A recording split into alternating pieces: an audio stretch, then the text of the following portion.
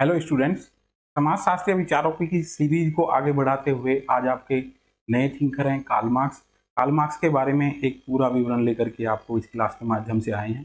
Karl Marx के through आपसे कुछ कंपटीशन में जो क्वेश्चन पूछे जाते हैं उनका विवरण यहाँ हम बताएंगे।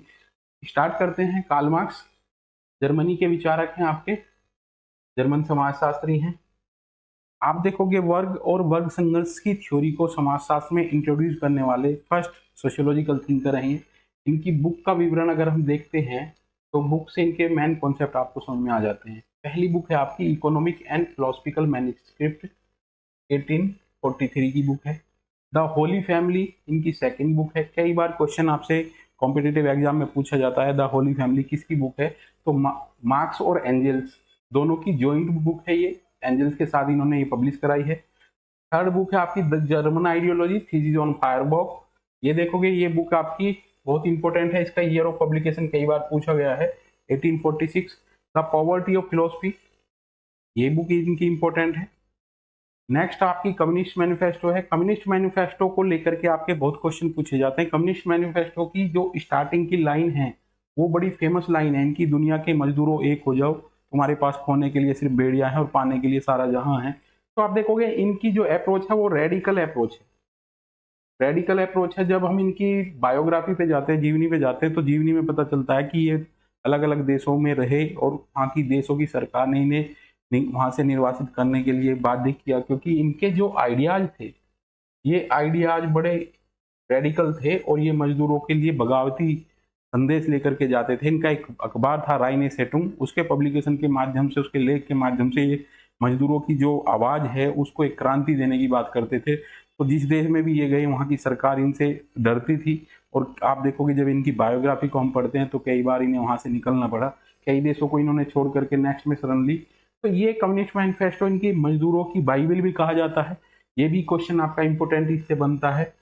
इसकी शुरू की कोटेशन कई बार क्वेश्चनों में पूछी जाती है। एक contribution the critic on political economy ये भी इंपॉर्टेंट बुक है। दास कैपिटल ये इनकी महत्वपूर्ण बुक है। और एक क्रिटिक ऑफ ग्रोथा प्रोग्राम ये भी इनकी महत्वपूर्ण बुक है। आप देखोगे बुक के पॉइंट ऑफ व्यू में सबसे ज्यादा नेट में जो क्वेश्चन पूछे जाते हैं वो इमाइल दुर्खाइम को लेकर के उनकी बुक को कई बार कालक्रम में लगाने के लिए पूछा गया है। होली फैमिली पे भी क्वेश्चन पूछे गए हैं, ईयर ऑफ पब्लिकेशन पे भी क्वेश्चन पूछे गए हैं। कंपटीशन के पॉइंट ऑफ व्यू से आप देखोगे तो ये बुक हमें याद होनी चाहिए। और अब नेट की जो परीक्षा है या अदर किसी भी कंपटीशन की अगर हम बात करें तो ईयर ऑफ पब्लिकेशन भी साथ साथ हमारा महत्वपूर्ण होता जाता है। ईयर ऑफ पब्लिकेशन भी हमें ध्यान रखना चाहिए। नेक्स्ट में चलते हैं बेटा, इनके कॉन्सेप्ट बहुत इंपॉर्टेंट है। आपके कॉन्सेप्ट की अगर हम बात करें तो कॉन्सेप्ट बहुत इंपॉर्टेंट है, अवधारणाएं बहुत इंपॉर्टेंट है। अवधारणा समझनी जरूरी है आपको। पहला है वर्ग संघर्ष का सिद्धांत, क्लास की बात की है। सबसे पहले बच्चों को ये क्लास का पता होना चाहिए। अगर आप देखोगे a class is that which occupy a fix place in process of production known as class. According to Karl Marx ये डेफिनेशन है आपकी, उत्पादन की प्रक्रिया में निश्चित स्थान रखने वाला समूह वर्ग कहलाता है। ये इंपॉर्टेंट है इनका। इन्होंने जो कॉन्फ्लिक्ट थ्योरी दी है, इन्होंने जब हिस्टोरिकल स्टडी की है, समाजों का एक वर्गीकरण दिया है, तो प्रिमिटिव सोसाइटी को छोड़ करके इन्होंने कहा है कि हर समाज में दो वर्ग होंगे, हैव्स और हैव्स नॉट। इनके बीच में संघर्ष होगा और एक नई सोसाइटी क्रिएट होगी। तो इसी जो अप्रोच को डायलेक्टिकल अप्रोच बोला गया है। तो ये एक इंपॉर्टेंट है। वर्ग और वर्ग संघर्ष की थ्योरी इनकी जो कार्ल मार्क्स को आइडेंटिफाई कराती है समाजशास्त्रीय क्षेत्र में। आप देखोगे ये एक ऐसे थिंकर हैं जो इकोनॉमिक्स, पॉलिटिकल, सोशियोलॉजी सभी में ही पढ़ाए जाते हैं, क्योंकि इनकी कुछ चीजें आप देखोगे इंटरडिसिप्लिनरी है। पॉलिटिकल अप्रोच भी इनकी है। तो ये इंपॉर्टेंट है आपका वर्ग संघर्ष का सिद्धांत। आगे चल के इसे थोड़ा डिस्क्रिप्शन देंगे। नेक्स्ट है उत्पादन की शक्तियां। कुछ इनकी टर्म्स हैं। जब इनका मेन फोकस जो आता है वो पूंजीवादी समाज को लेकर के आता है। पूंजीवादी समाज में क्या क्या कंपोनेंट से मिलकर के बना है, वहां पे आपके mode of production, process of production, relation of production, इनकी ये बात करते हैं। Force of production, relation of production, जब प्रोडक्शन हो रहा है उस प्रक्रिया के दौरान जो रिलेशन डेवलप होते हैं वो रिलेशन ऑफ प्रोडक्शन है। यहाँ पे फोर्स ऑफ प्रोडक्शन में टेक्नोलॉजी को इंक्लूड करते हैं। कई बार ये क्वेश्चन भी आपका पूछा जाता है। टेक्नोलॉजी को इंक्लूड करते हैं फोर्स ऑफ प्रोडक्शन के लिए। तो ये मोड ऑफ प्रोडक्शन, उत्पादन के तरीके क्या हैं? आप देखोगे कि अगर गांव में जाते हैं तो एग्रीकल्चर लैंड, वहाँ उत्पादन के तरीके हैं, वहाँ इंपॉर्टेंट है आपका एग्रीकल्चर लैंड। अगर आप इंडस्ट्रियल एरिया में आते हैं तो वहाँ फैक्ट्री आपकी इंपॉर्टेंट है। तो ये इस तरीके से ये टर्म इन्होंने यूज की है। नेक्स्ट इनकी टर्म है अलगाववाद। बहुत इंपॉर्टेंट टॉपिक है इनका अलगाववाद। एलिनेशन की बात करते हैं। जब इन्होंने बात की है, विशेष इनका जो फोकस है वो कैपिटलिस्ट सोसाइटी को लेकर के, वहां पे पूंजीपति और मजदूर दो वर्ग इन्होंने बताए हैं। मजदूर वर्ग को जब ये पता चलता है, कॉन्शियस उनके अंदर आती है कि उसका एक्सप्लॉयटेशन हो रहा है, तो उस प्रक्रिया के दौरान वो जो प्रोसेस ऑफ प्रोडक्शन है उसमें उसको अलगाव की भावना फील होने लगती है, उससे वो डिसअटैचमेंट हो जाता है। तो ये अलगाववाद की अवधारणा ये है, जब एक प्रक्रिया के दौरान मजदूर का जो शोषण हो रहा है और उसे कॉन्शियस आई कि उसको जो एक्चुअल इमेज मिलना चाहिए वो नहीं मिल रहा है, और उसका जो वास्तविक मूल्य है उसके लेबर का तो उसे नहीं मिल रहा है, तो देखोगे वो अलगाव का शिकार हो जाता है। और यहाँ से एक थ्योरी और डेवलप होती है, सरप्लस वैल्यू, अतिरिक्त मूल्य का सिद्धांत। कई बार ये क्वेश्चन पूछा गया है, अतिरिक्त, कई बार बच्चे कंफ्यूज हो जाते हैं। एक नेट के क्वेश्चन पेपर में पहली बार अतिरिक्त मूल्य का सिद्धांत पूछा, नेक्स्ट पॉइंट में ही उन्होंने चेंज कर दिया अधिशेष मूल्य का सिद्धांत। तो अधिशेष अतिरिक्त मूल्य एक ही है, सरप्लस वैल्यू भी यही है। सरप्लस वैल्यू ये है कि जिसमें कि मजदूर का वेज जो काट करके पूंजीपति अपने अकाउंट में रखता है। तो ये आप यहीं से ही ये डेवलप होता है। एलिनेशन, अलगाववाद वह स्थिति है जिसमें कि एक मजदूर उत्पादन की प्रक्रिया से अलग हटने का एक साइकोलॉजिकल प्रोसेस है उसका। तो यहाँ पे एक क्वेश्चन बनता है कि किस किस से अलगाव होता है? उत्पादन की प्रक्रिया से, उत्पाद से, स्वयं से, और आप देखोगे किससे नहीं होता है, तो यहाँ फैमिली से अलगाव नहीं होता है। मजदूर को इस प्रोसेस ऑफ प्रोडक्शन के दौरान फैमिली से अलगाव नहीं होता है। ये क्वेश्चन आपसे बहुत बार पूछा गया है। नेक्स्ट देखोगे डायलैक्टिकल मटेरियल, ये भी इनकी इंपॉर्टेंट है। आप देखोगे इन्होंने धुंध की बात की है, हीगल से बोरो किया है इन्होंने, और इनका एक स्टेटमेंट आता है कि मैंने हीगल को सर के बल खड़ा पाया और उसे मैंने सीधा किया है। तो आप देखोगे वहां से उनकी थ्योरी को इन्होंने जस्ट अपोजिट किया है, और वहां से ही इनकी थ्योरी आई है डायलैक्टिकल मटेरियलिज्म। नेक्स्ट है सामाजिक परिवर्तन एवं क्रांति, रिवोल्यूशन की बात की है इन्होंने।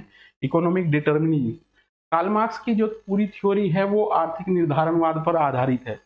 आर्थिक निर्धारणवाद की अगर हम बात करें तो ये कहते हैं कि इकोनॉमी सब चीजों को डिसाइड करती है, यानी कि किसी भी व्यक्ति के थॉट जो हैं वो इकोनॉमी और टेक्नोलॉजी से निर्धारित होंगे, तकनीकी से निर्धारित होंगे। ऐतिहासिक भौतिकवाद, हिस्टोरिकल मटेरियलिज्म, अतिरिक्त मूल्य का सिद्धांत, थ्योरी ऑफ सरप्लस वैल्यू, बहुत इंपॉर्टेंट थ्योरी है ये सरप्लस वैल्यू की, इस पे बड़ा फोकस करते हैं कार्ल मार्क्स। और जो मजदूर है उनकी कॉन्शियसनेस को जागृत करने का कार्य करते हैं। यहाँ पे कॉन्शियसनेस की जब बात आएगी, क्लास कॉन्शियसनेस, ये आपकी दो प्रकार की है, फॉल्स एंड ट्रू।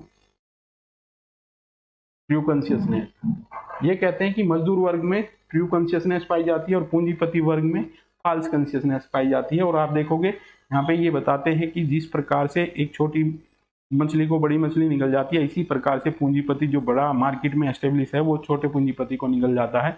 उनके बीच में जो कॉन्शियसनेस पाई जाती है वो फॉल्स कॉन्शियसनेस के नाम से यहाँ जानी जाती है। एलिनेशन यहाँ पे हो गया आपका। कम्युनिज्म की बात करते हैं ये, जब इनके टाइप ऑफ सोसाइटी आएंगे तो लास्ट का है आपका साम्यवाद। साम्यवाद का मतलब ये है कि जब उत्पादन के संसाधनों पर सभी लोगों का इक्वल स्वामित्व हो जाएगा, ये इनकी यूटोपियन स्टेज थी। इसके बाद है आपका वर्गहीन समाज, क्लासलेस सोसाइटी की इन्होंने कल्पना की है जो पॉसिबल नहीं है, इसलिए इनकी जो इस चीज को यूटोपियन हम बोलते हैं, कल्पना लोक बोलते हैं इसको। किसका? कल्पना लोक। कार्ल मार्क्स का कल्पना लोक है क्लास लेस सोसाइटी। आप देखोगे क्लासलेस सोसाइटी पॉसिबल नहीं है, और इन्होंने इस चीज की इमेजिन की है कि क्लासलेस सोसाइटी होगी, कब होगी? जब आपका मजदूर वर्ग संघर्ष करेगा और अपने अधिकारों के लिए लड़ेगा। नेक्स्ट पॉइंट में देखोगे मार्क्स और एंजेल्स की संयुक्त संरचना है होली फैमिली, जो अभी हमने बुक्स में डिस्कशन किया है। इसमें सबसे पहले इन्होंने सर्वहारा वर्ग का जिक्र किया है। दो वर्ग आपके आते हैं, सर्वहारा पूंजीपति, पूंजीपति को इन्होंने बुर्जुआ भी बोला है, और दूसरा है सर्वहारा। बच्चों को हम इस तरीके से बताते हैं, सर्वहारा का मतलब जो सब कुछ हार गया हो, ये मजदूर वर्ग है, ठीक है। इन दोनों के बीच में ये डायलेक्टिकल अप्रोच पूरे कार्ल मार्क्स की थ्योरी में घूमती हुई नजर आती है आपको। The term proletariat was first mention in the marks and angel joint work the Holi family. ठीक है, मार्क्स और एंजल्स की दूसरी संयुक्त रचना है, आपकी रचना है जर्मन आइडियोलॉजी, ये भी इनकी बुक है। मार्क्स की जब आप हिस्ट्री पढ़ते हैं तो मार्क्स के जो उद्योगपति मित्र थे ये एंजल्स, इनके साथ इनके काफ़ी काम हैं, और जो लगभग बहुत सारा काम इनका शेयर में है और साथ में पब्लिक हुआ है। 1847 में मार्क्स ने दर्शन शास्त्र की दरिद्रता द पॉवर्टी ऑफ फिलोसफी में पहली बार द्वंद्वात्मक और ऐतिहासिक भौतिकवाद के बुनियादी सूत्र पेश किए। ठीक है, 1947 में। नेक्स्ट है, इनकी एक इंपॉर्टेंट कोटेशन है, अभी तक के सभी समाजों का इतिहास वर्ग संघर्ष का इतिहास रहा है। जैसा कि मैंने आपको बताया कि कार्ल मार्क्स विशेष तौर पे फोकस करते हैं कॉन्फ्लिक्ट अप्रोच को लेकर के, वर्ग संघर्ष के इतिहास को लेकर के। कॉन्फ्लिक्ट अप्रोच के प्रणेता ही कार्ल मार्क्स हैं, और आप देखोगे उसी तरीके से यहाँ से क्वेश्चन इन्होंने डेवलप किए हैं। मार्क्स और एंजल्स ने अपनी पुस्तक जर्मन आइडियोलॉजी में वर्ग संबंधी अवधारणाओं को स्पष्ट करते हुए लिखा है कि एक वर्ग जब संगठित हो जाता है तो उसमें पारस्परिकता आ जाती है, तब वे स्वयं में वर्ग। ये इंपॉर्टेंट टॉपिक है। Class in itself, class for itself. एक वर्ग अपने आप में वर्ग है, बट जब वो किसी के अगेंस्ट अपनी डिमांड पूरी करने के लिए आ जाता है तो वो क्लास फॉर इटसेल्फ में कन्वर्ट हो जाता है। जब ये संगठित होता है तो ये क्लास फॉर इटसेल्फ में कन्वर्ट हो जाता है। नेक्स्ट पॉइंट में, अपने आप में क्लास इन इटसेल्फ का रूपांतरण अपने लिए वर्ग में हो जाता है, जिसे वर्ग चेतना कहा जाता है। क्लास कॉन्शियसनेस की यहाँ पे बात की है। ठीक है, नेक्स्ट में आएंगे तो आप देखोगे अपने आप में वर्ग, वर्ग संघर्ष और सामाजिक परिवर्तन, class in itself, class for itself और क्लास स्ट्रगल की बात की है। ये क्या लेकर के आएगी? सामाजिक परिवर्तन लेके आएगी, और सामाजिक परिवर्तन व्यवस्था में परिवर्तन होगा। मार्क्स मानता है कि समाज स्वयं में अपने को वर्ग में विभाजित कर लेता है। ठीक है, यह विभाजन धनी, निर्धन, शोषक और शोषित, शासक और शासित वर्गों में होता है। यहाँ से आपका क्वेश्चन बनता है, यहाँ से ये जो टर्म यूज की गई हैं ये इंपोर्टेंट टर्म है। यहाँ से क्वेश्चन बनता है कि कार्ल मार्क्स ने किन किन टर्मोलॉजी को अपनी स्टडी में यूज किया है। तो क्या क्या किया है? धनी निर्धन का भी जिक्र किया है, शोषक और शोषित का भी किया है, शासक और शासित का भी किया है, यानी कि एक वर्ग जो शासन करेगा। जब आप देखोगे तो कार्ल मार्क्स को अराजकतावादी विचारकों में कोट किया जाता है, इसमें गांधी जी भी आते हैं। ये स्टेट की जो एग्जिस्टेंस है उसको चुनौती देते हैं और ये कहते हैं कि राज्य कुछ लोगों के द्वारा बनाई गई संस्था है जो मेजोरिटी को गवर्न करती है और शोषण करती है उन लोगों का। तो ये राज्य के अस्तित्व को नकारते हैं, इसलिए इन्हें अराजकतावादी विचारक भी कहा जाता है। नेक्स्ट पॉइंट में चलते हैं। मार्क्स कहता है कि समाज में सदैव दो वर्ग रहे हैं, क्लास एंड क्लास कॉन्फ्लिक्ट की बात की है। इन उनकी थ्योरी में अगर आप देखोगे ये कहते हैं कि दो वर्ग हैं, और हैव नोट। इसके बेस पे ही ये दोनों वर्ग निर्धारित हैं। ये क्या करेंगे? ये शोषक हैं, शोषण करेंगे, और ये शोषित हैं। आप देखोगे कॉन्फ्लिक्ट अप्रोच इन्हीं पे ही निर्भर करती है। अगर कोई भी व्यक्ति कॉन्फ्लिक्ट अप्रोच को पढ़ता है तो आप देखोगे उसके थोड़े रेडिकल अप्रोच हो जाती है।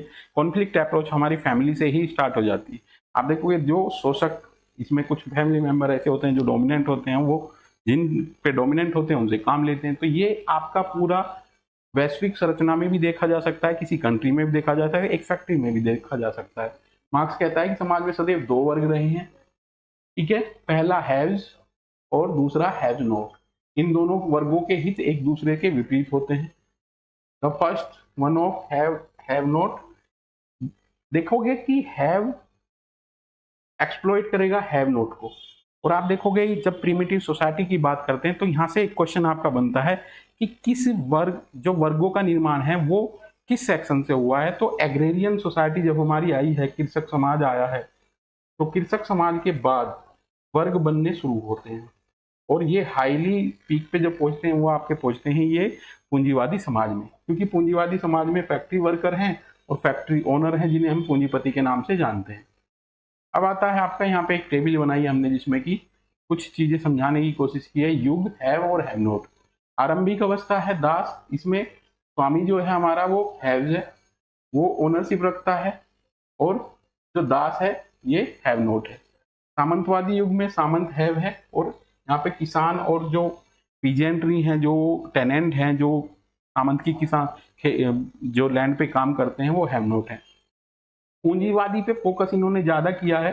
पूंजीवादी में श्रमिक हैव नोट है जिसका एक्सप्लॉयटेशन किया जाता है पूंजीपतियों के द्वारा, और यहीं पे ही इनका सबसे ज्यादा फोकस रहा है। और इन्होंने कहा है कि पूंजीपतियों को एक दिन मजदूर वर्ग उखाड़ फेंकेगा और इसके बाद एक सोसाइटी डेवलप होगी जो क्लासलेस सोसाइटी होगी।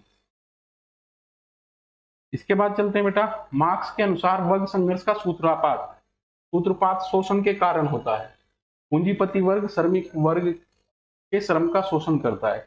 आप देखोगे कि कार्ल मार्क्स लेबर क्लास की तरफ से एडवोकेसी करता है, इसी बिहाफ पे इनका क्रिटिसिज्म होता है। एक पूंजीपति जो करोड़ों रुपए लगा करके उद्योग धंधे स्थापित करता है, तो एक तरीके से वो मजदूरों की रोजी रोटी का भी प्रबंधन करता है, जिसको मार्क्स नेग्लेक्ट करता है। मार्क्स द्वारा प्रस्तुत वर्ग कार्य के प्रकारों पर आधारित न होकर के श्रम की प्रकृति पर आधारित है। स्टार्टिंग में मैंने क्लास की डेफिनेशन आपको बताई है। A class is that which occupy a fix place in process of production. उत्पादन की प्रक्रिया में निश्चित स्थान रखने वाला समूह वर्ग कहलाता है। तो प्रोसेस ऑफ प्रोडक्शन को यहाँ कोट किया है, तो यहाँ पे इन्होंने ये कहा कि श्रम की प्रकृति पर निर्भर करता है। जैसे एग्रीकल्चर में अगर जाएंगे तो कृषक एक वर्ग में आ जाएगा इनके अकॉर्डिंग। सरप्लस वैल्यू की बात की है, अतिरिक्त मूल्य के सिद्धांत की बात की है। मार्क्स के अनुसार अतिरिक्त मूल्य वहां पैदा होता है जहां पूंजीपति मजदूरों के श्रम का वह भाग हड़प जाता है जिसके लिए उसे किसी प्रकार की मजदूरी देने का जरूरत नहीं पड़ती है। सरप्लस वैल्यू पूंजीपति के द्वारा वो व्यवस्था क्रिएट की गई है जिसमें कि जो वास्तविक लेबर करता है मजदूर, उसका वो पेमेंट नहीं करता है और उसका कुछ बचा हुआ भाग जो है वो मजदूरों की पूंजी में चला जाता है। इसी को ही सरप्लस वैल्यू बोला है। ठीक है, नेक्स्ट चलते हैं बेटा। टॉपिक है पैटी बुर्जुआ। यह मार्क्स की अवधारणा है। आप देखोगे वेबर भी इसे अपने स्ट्रेटाफिकेशन वाले उसमें यूज करता है। पैटी बुर्जुआ यह मार्क्स की अवधारणा है। वह छोटे पूंजीपति जो न तो किसी का श्रमिक होता है और न ही वह अपने यहाँ श्रम नियोजित करता है, स्वतंत्र उद्यमी होता है, जैसे दुकानदार, ठेले वाले और स्वयं अपनी रेहड़ी लगाने वाले। ये आपका पैटी बुर्जुआ है। बुर्जुआ और सर्वाहारा दोनों के बीच का ये क्लास है जिसको पैटी बुर्जुआ के नाम से इन्होंने बताया है। एक प्रोसेस बताया इन्होंने, पॉपुलराइजेशन, रद्दीकरण। आप देखोगे इन्होंने दो क्लास बताई है, हैव और हैव नोट। इनके बीच में जो एक प्रोसेस होता है कि जो मध्यम वर्ग है ये गरीबी की तरफ जाता है, इस चीज को इन्होंने दरिद्रीकरण या पॉपुलराइजेशन बोला है। सर्वहारा की निर्धनता बढ़ती है और दूसरी ओर मजदूर की श्रम शक्ति के शोषण में वृद्धि होती जाती है। तो ये इनकी एक प्रोसेस है। एक वर्ड और इन्होंने दिया है लंपट सर्वहारा। कई बार वो भी क्वेश्चन आपसे पूछा गया है परीक्षाओं में। लंपट सर्वहारा में जो भिक्षु हैं सड़क के किनारे, जो इनकी इकोनॉमिक कंडीशन बिल्कुल ही पतित है, उनके लिए लंपट सर्वहारा वर्ड इन्होंने यूज किया है। इसके बाद है एलिनेशन। एलिनेशन जैसा कि मैंने इंपॉर्टेंट कॉन्सेप्ट में बताया, एलिनेशन के होने का एक कारण है जबकि क्लास जो मजदूर है उसको एक कॉन्शियस आती है कि जो उसका वास्तविक लेबर है वो पूंजीपति के द्वारा नहीं दिया गया है, तब ये अलगाव की बात भावना उनके अंदर आती है। अलगाव एक शाब्दिक अर्थ है स्वयं से अलग हो जाना। हीगल के अनुसार ईश्वर से विरक्ति है। हीगल को यहां हमें कोट नहीं करना है, अकॉर्डिंग टू मार्क्स देखना है। मानव ईश्वर के इतर पदार्थों में लगा रहता है, उसका मस्तिष्क स्थिर नहीं होता है और इससे अलगाव की भावना आ जाती है। अकॉर्डिंग टू कार्ल मार्क्स अलगाव की भावना जो आएगी उसमें क्लास कॉन्शियसनेस के थ्रू आएगी, जब क्लास कॉन्शियसनेस उसके अंदर जागृत हो जाएगी और उसकी सरप्लस वैल्यू के बारे में उसको पता चलेगा कि सरप्लस वैल्यू उसकी पूंजीपति के पास जा रही है, तब उसका अलगाव की प्रक्रिया जन्म लेगी। और उसे किस किस चीज से अलगाव होगा? जो प्रोडक्ट वो उत्पादन कर रहा है फैक्ट्री में, उससे भी उसको अलगाव होगा। और यहाँ से मैंने आपको बताया कि किस तरीके का क्वेश्चन आपकी नेट की परीक्षा में पूछा गया है। किस किस से अलगाव होता है, किससे नहीं होता? फैमिली से नहीं होता है, बाकी के पूरे प्रोसीजर से, साथियों से, उत्पादन से, प्रक्रिया से और मालिक से, सभी से आपका अलगाव मजदूर का होता है। मनोवैज्ञानिकों द्वारा तंत्रिका तंत्र में गड़बड़ी के कारण अलगाव होता है, इसे हमें यहाँ कोट नहीं करना है, हमें कार्ल मार्क्स के अकॉर्डिंग ही ये चीजें पढ़नी है। नेक्स्ट देखोगे, पूंजीवादी व्यवस्था में मशीनीकरण तथा तकनीकीकरण की वृद्धि के कारण बढ़ते शोषण तथा दरिद्रीकरण से मजदूर को अपने कार्यों में मनोवैज्ञानिक संतुष्टि नहीं मिलती है। घोर मानसिक असंतोष, इस दशा को मार्क्स ने अलगाव या विमुखता कहा है। अलगाव को यहाँ पे बड़े अच्छे तरीके से एक्सप्लेन किया गया है मार्क्स के द्वारा। नेक्स्ट पॉइंट आपका, मार्क्स ने अलगाव के 4 महत्वपूर्ण संस्करणों को चिन्हित किया है। कौन कौन से हैं? उत्पादन की प्रक्रिया और प्रणाली से, जो मैंने आपको बताया कि क्वेश्चन यहीं से ही आपका डेवलप होता है। किन किन से अलगाव होता है? उत्पादन की प्रक्रिया और प्रणाली से, उत्पादन से, शोषण के कारण, मालिक से और अपने आप से। ठीक है, यहाँ पे नेट की परीक्षा में एक क्वेश्चन पूछा गया था, तो किससे नहीं होता है? अपनी फैमिली से। फैमिली से अलगाव नहीं होता है। उत्पादन की प्रक्रिया में जो भी कंपोनेंट और आते हैं उन सब से अलगाव यहाँ पे दिखाया गया है।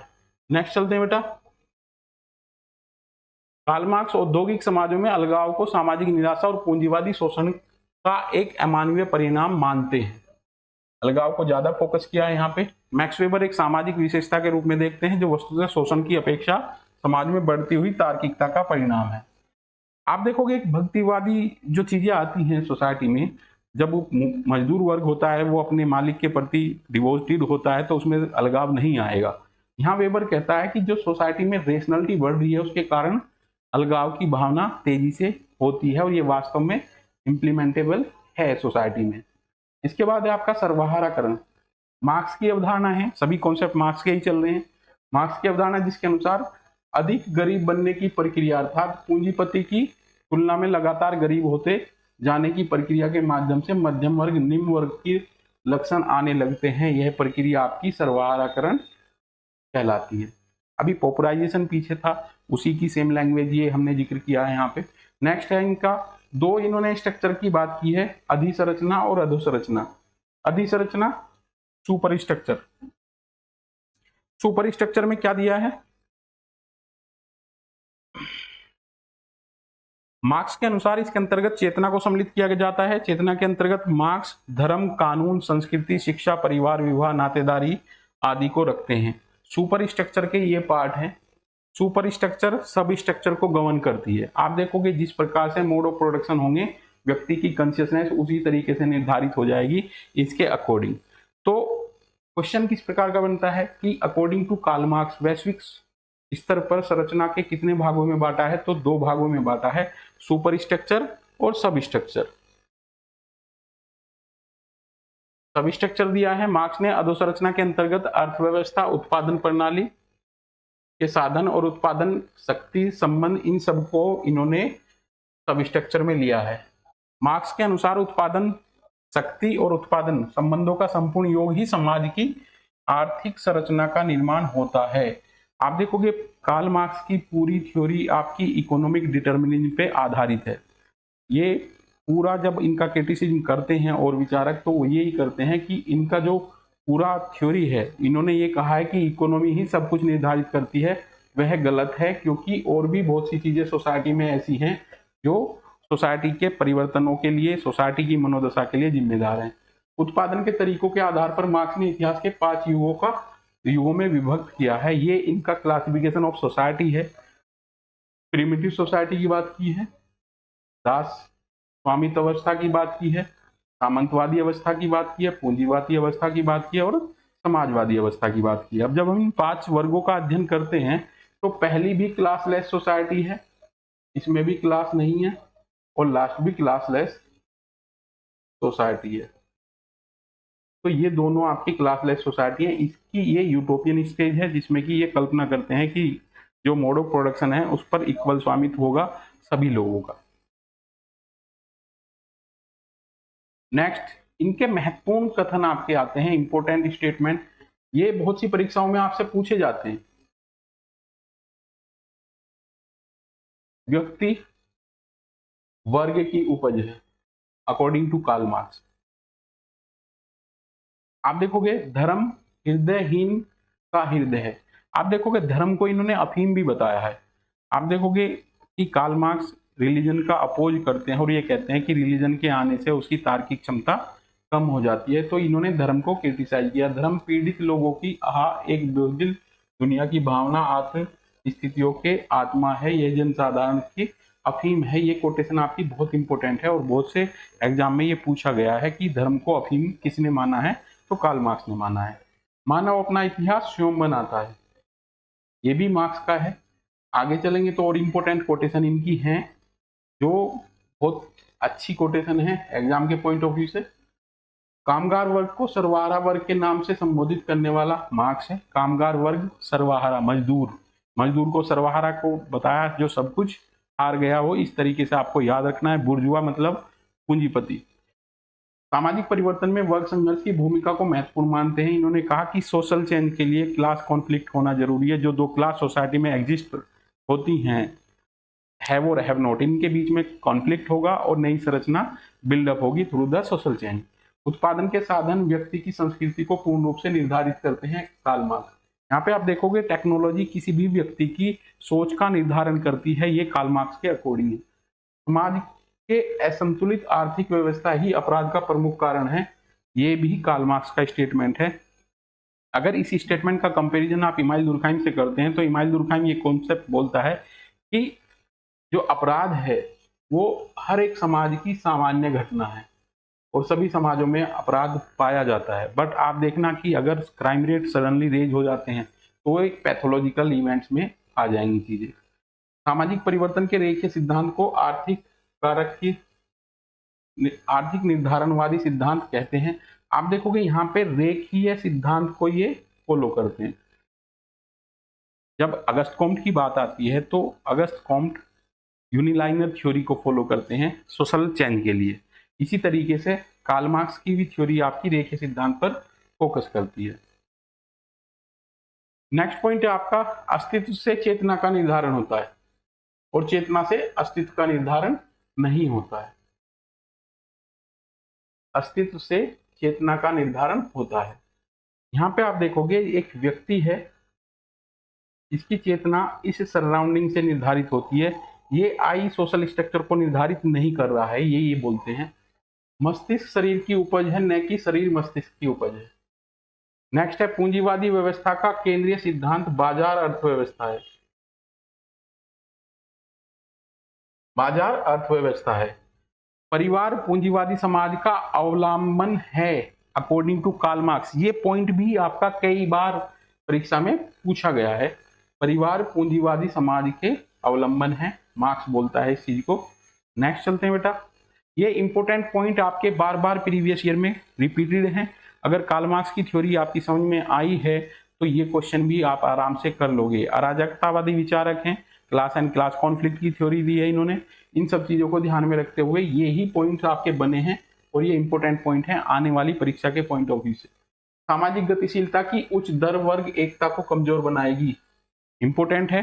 वर्ग एकता, आप देखोगे ये सॉलिडेरिटी की बात की थी हमने, इससे पहली क्लास इमाइल दुर्खाइम की थी, उसमें दो प्रकार की सॉलिडेरिटी बताई थी, मैकेनिकल और ऑर्गेनिक।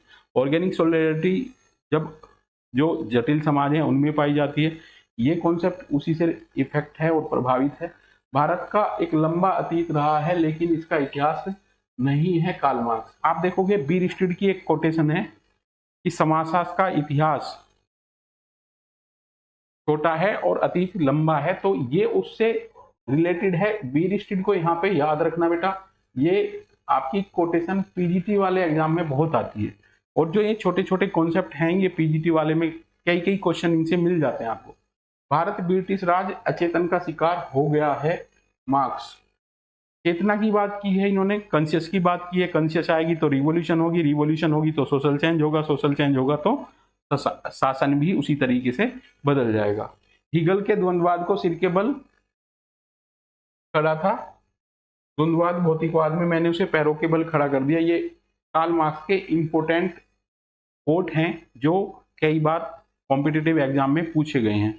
हीगल से इन्होंने थ्योरी बोरो की है और हीगल की जस्ट अपोजिट इन्होंने ये थ्योरी दी है। उनका जो हीगल का काम था वो साइकोलॉजिकल था, दार्शनिक था और इन्होंने उसे मटेरियल गुड से लेकर के रिलेटेड किया है। सभी इतिहास में उत्पादन पद्धतियों में आने वाले परिवर्तन, सभी इतिहास में उत्पादन पद्धतियों में आने वाले परिवर्तन हैं। इन्होंने जो चेंज को जोड़ा है वो उत्पादन प्रक्रिया में चेंज को जोड़ा है और इन्होंने कहा है कि टेक्नोलॉजी एक इंपॉर्टेंट रोल प्ले करती है लोगों के थॉट निर्धारित करने के लिए। जब उत्पादन की पद्धतियां बदलती हैं तब तब उत्पादन में संबंध भी बदलते हैं। जिस प्रकार में उत्पादन की पद्धतियां बदलेंगी उस प्रकार से संबंध भी बदल जाएंगे। जैसे सामंतवादी स्टेज में जाओगे तो वहाँ सामंत है और जो उनके टेनेंट हैं, जो कृषक श्रमिक हैं, वो हैं, उनके बीच में क्या रिलेशन है। नेक्स्ट स्टेज में आप जाओगे तो पूंजीपति हैं वहाँ पे और उनके मजदूर हैं, तो उनके रिलेशन उसी तरीके से बदलेंगे। वर्ग चेतना और वर्ग संगठन में ऐसे दो खंभे हैं जिन पर वर्ग का ढांचा खड़ा हुआ है, ये भी इनकी इंपॉर्टेंट है। वर्ग संघर्ष, क्लास कॉन्फ्लिक्ट, वैर भावपूर्ण संरचनाओं से सामाजिक विकास की प्रेरक शक्ति है कार्ल मार्क्स। ये आपका जो नेक्स्ट कोट है ये बहुत इंपॉर्टेंट है और ज्यादातर ये कॉम्पिटिटिव एग्जाम में रिपीटेड क्वेश्चन है। क्रांतियां इतिहास का इंजन है, और इससे जस्ट नेक्स्ट जो है ये दोनों ही इंपॉर्टेंट है। क्रांतियां इतिहास की वाहक होती हैं, दोनों इंपॉर्टेंट कोट हैं और कार्ल मार्क्स के द्वारा ये दिए गए हैं, और ये देखोगे एग्जाम के पॉइंट ऑफ व्यू से बहुत अच्छे क्वेश्चन हैं। अब अगर आप देखोगे ये पूरी क्लास आपकी एग्जाम के पॉइंट ऑफ व्यू से अच्छी है, और कार्ल मार्क्स एक ऐसे विचारक हैं जो सोशियोलॉजी, पॉल साइंस और इकोनॉमिक्स में पढ़ाए जाते हैं। महत्वपूर्ण ये है कि हर कॉम्पिटिटिव एग्जाम में इमाइल दुर्कहाइम, मैक्स वेबर और कार्ल मार्क्स से क्वेश्चन बनते हैं, और उसी हिसाब से ये नोट्स आपके लिए यहाँ पे बनाए गए थे। और ये क्लास आपकी कितनी बेनिफिशियल है ये तो आने वाले समय में पता चलेगा, बट कॉन्सेप्ट कार्ल मार्क्स के आपके इसके थ्रू क्लियर हो जाते हैं, सभी थ्योरी क्लियर हो जाती हैं। कोई अगर आपका क्वेश्चन है तो वो ये जो मटेरियल है आपका, इसमें आपको वो क्वेश्चन मिल जाएगा। नेक्स्ट क्लास में आपके कार्ल मार्क्स से रिलेटेड जितने भी क्वेश्चन हैं हमारे यहाँ बनते हैं, जितने प्रीवियस ईयर में आपके पूछे गए हैं उनका डिस्कशन किया जाएगा। नेक्स्ट क्लास में मिलते हैं बेटा, थैंक यू।